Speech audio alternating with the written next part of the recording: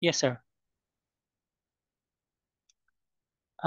Good evening to everyone. I'm Lexter J.D. Gascon, a graduate student in the Master of Science in Criminal Justice with the specialization in criminology at the University of Northern Philippines. I'm truly honored to be part of this international conference, Recent Advances in Social Sciences, Humanities, Management, and Scientific Research 2025, organized by Hugh Doksha Research University, Newcastle, USA, India. Today, I'll be presenting my study titled Implementation of the Revitalized Barangay Peacekeeping Operations in the Municipality of Sinait, Ilocos Sur.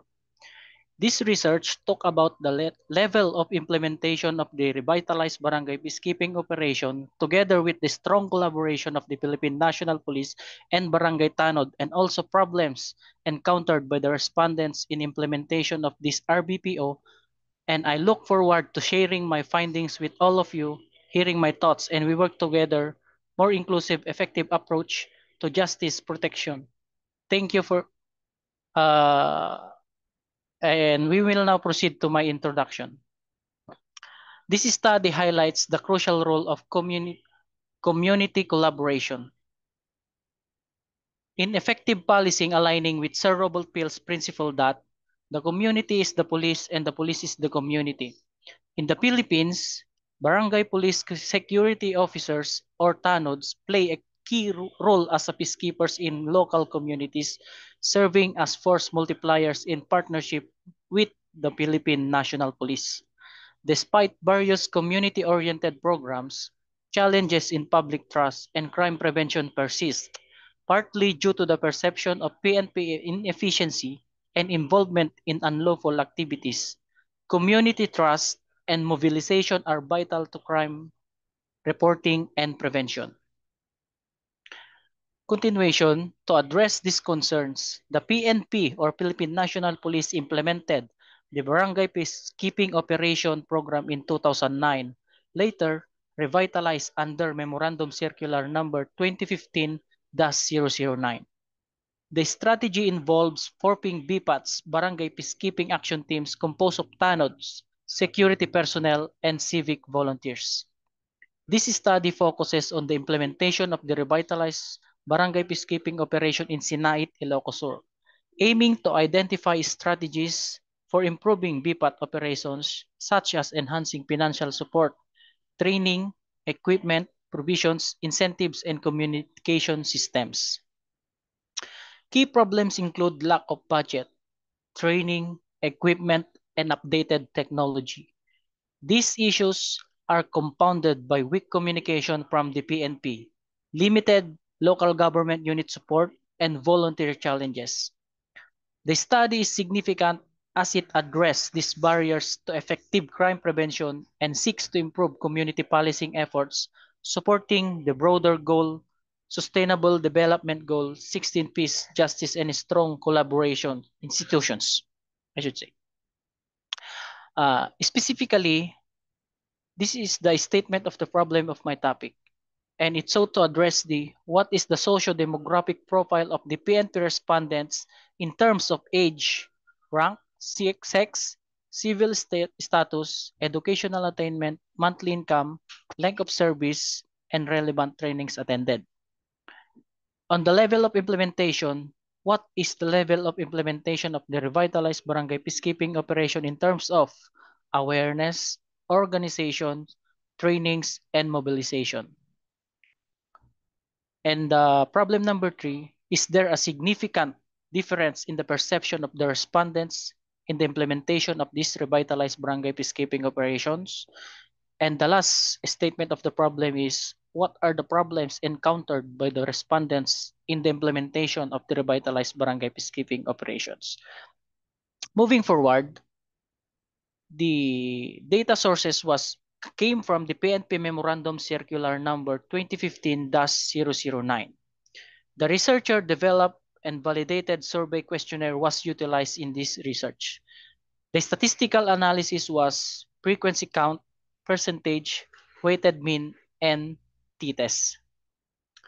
And the findings of the study revealed that the most of the PNP respondents were between 30 to 39 years old, predominantly male, married, and held the rank of patrolman or patrolwoman.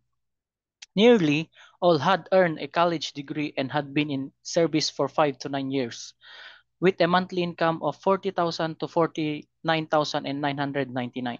In terms of training, the most commonly attended courses were the First Responder course and First Aid and Water Survival course. While participation in specialized training such as the criminal investigation and detective course remain minimal. Regarding the level of implementation of the revitalized barangay peacekeeping operations, the findings shows that the both PNP and barangay tanods are very highly aware of the program. They clearly understand the purpose, rules, and importance of the BPATs in maintaining peace and order. However, areas such as informing local media, stakeholder constitution, and assessing available resources were rated slightly lower, suggesting a need for improved communication and engagement. Organizationally, the collaboration between the barangay and the Philippine National Police is very effective, with strong mechanisms in place and clear agreements. Yet, there is room for improvement in defining BPAT rules and conducting regular planning and things. And going to the conclusion, training implementation was also rated very highly, particularly in identifying training needs and delivering relevant content. Still, there were minor gaps in stakeholder involvement, use of adult learning strategies, and clarity on training fund sources. Mobilization was likewise well implemented with strong community participation and willingness to support peacekeeping efforts. Nonetheless, areas such as publicizing success, promoting the program nationally, and proper feedback mechanism require further attention. The study further found that there is no significant difference in the perceptions of the Philippine National Health Police and the BPAT respondents regarding the implementation of this revitalized barangay peacekeeping operation in Sinait, Ilocos Sur. This suggests a consistent understanding and shared commitment between the two groups in ensuring the success of the program. Finally, both the PNP and BPAT respondents cited several common challenges in the implementation. The most pressing issue was the insufficient budget, followed by the outdated technology, lack of equipment, and limited training. Additionally, the PNP pointed out low commitment from some BPAT members, while the BPAT responders emphasized lack of coordination and manpower. These findings highlight critical areas that need to be addressed to enhance the effectiveness and sustainability of the revitalized barangay peacekeeping operations. As to the recommendations of my topic, this is to strengthen the implementation of the revitalized barangay peacekeeping operations in Sinait.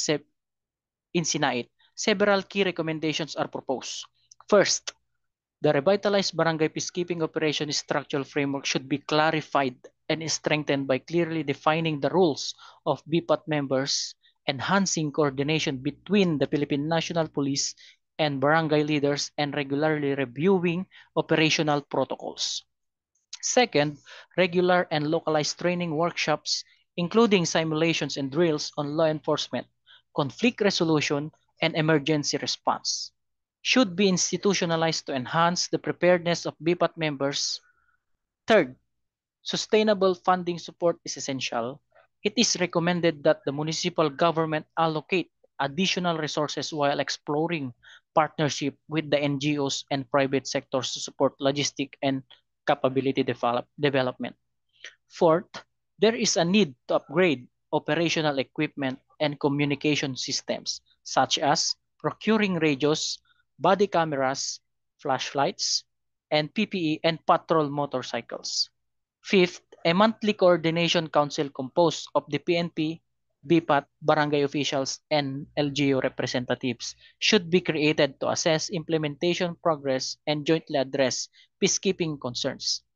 And lastly, incentive and recognition programs must be implemented to motivate and retain BPAT members, including performance-based allowances, certificates, livelihood support, and annual recognition ceremonies for outstanding service. And before I forgot, sir, I would like to thank this opportunity to present my thesis during and for joining in exploring the level of implementation of revitalized barangay peacekeeping operation together with the strong collaboration with the PNP. As we reflect on the patterns and challenges revealed by this study, I believe that the collaboration across cultures and disciplines is key to create meaningful change. And I would like to open the floor for any questions, suggestions, or insights you may have. Your perspective, whether rooted in search, practice, or lived experience, are incredibly valuable and can help shape further dialogue and improvements in addressing this issue. Both locally and globally, I appreciate your time and truly look forward to learning from you. And thank you very much, sir, for this time.